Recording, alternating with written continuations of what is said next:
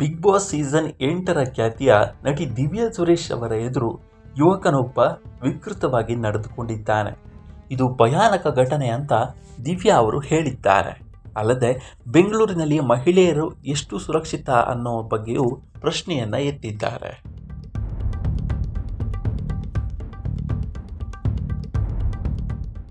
ಹೌದು, ಬೆಂಗಳೂರಲ್ಲಿ ಮಹಿಳೆಯರ ಸುರಕ್ಷತೆಯ ಬಗ್ಗೆ ಮತ್ತೊಮ್ಮೆ ಆತಂಕ ಮೂಡುವಂತಹ ಘಟನೆಯೊಂದು ನಡೆದಿದೆ.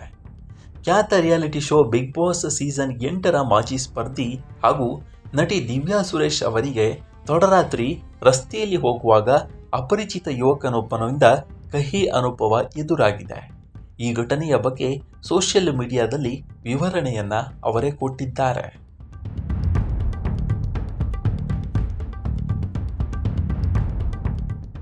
ಭಾನುವಾರ ತಡರಾತ್ರಿ ನಗರದ ಕನಕಪುರ ರಸ್ತೆಯಲ್ಲಿ ಈ ಆಘಾತಕಾರಿ ಘಟನೆ ನಡೆದಿದೆಯಂತೆ.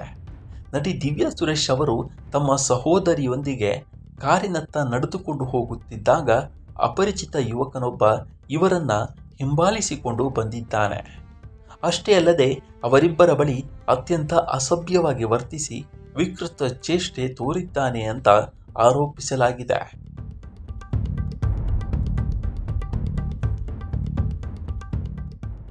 ಯುವಕನ ಈ ವರ್ತನೆಯಿಂದ ತೀವ್ರ ಭಯಗೊಂಡ ನಟಿ ದಿವ್ಯಾ ಸುರೇಶ್ ಮತ್ತು ಅವರ ಸಹೋದರಿ ತಕ್ಷಣವೇ ಓಡಿ ಹೋಗಿ ತಮ್ಮ ಕಾರಿನೊಳಗೆ ಕುಳಿತುಕೊಂಡಿದ್ದಾರೆ.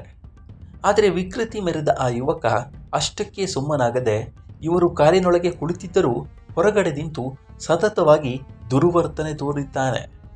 ಇಬ್ಬರು ಮಹಿಳೆಯರು ಒಂಟಿಯಾಗಿರುವುದನ್ನು ಕಂಡು ಆತ ಈ ರೀತಿ ಸತಾಯಿಸಿದ್ದಾನೆ ಅಂತ ಹೇಳಲಾಗಿದೆ.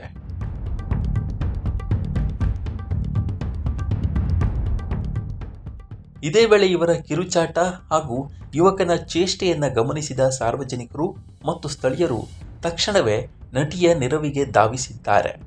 ಸ್ಥಳದಲ್ಲಿದ್ದ ಜನ ಆ ಅಪರಿಚಿತ ಯುವಕನನ್ನ ಹಿಡಿದು ತರಾಟೆಗೆ ತೆಗೆದುಕೊಂಡಿದ್ದಾರೆ. ಜನರ ಆಕ್ರೋಶಕ್ಕೆ ಹೆದರಿದ ಆತ ತಕ್ಷಣವೇ ಘಟನಾ ಸ್ಥಳದಿಂದ ಕಾಲ್ಕಿತ್ತಿದ್ದಾನೆ.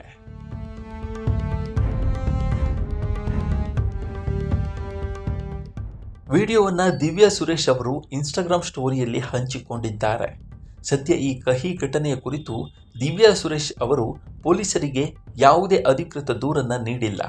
ಆದರೆ ತಮಗೆ ಎದುರಾದ ಈ ಭೀಕರ ಹಾಗೂ ಕಹಿ ಅನುಭವವನ್ನು ತಮ್ಮ ಸಾಮಾಜಿಕ ಜಾಲತಾಣದ ಖಾತೆಯಲ್ಲಿ ಹಂಚಿಕೊಂಡಿದ್ದು ಇದನ್ನ ಪೊಲೀಸರಿಗೆ ಟ್ಯಾಗ್ ಮಾಡಿದ್ದಾರೆ.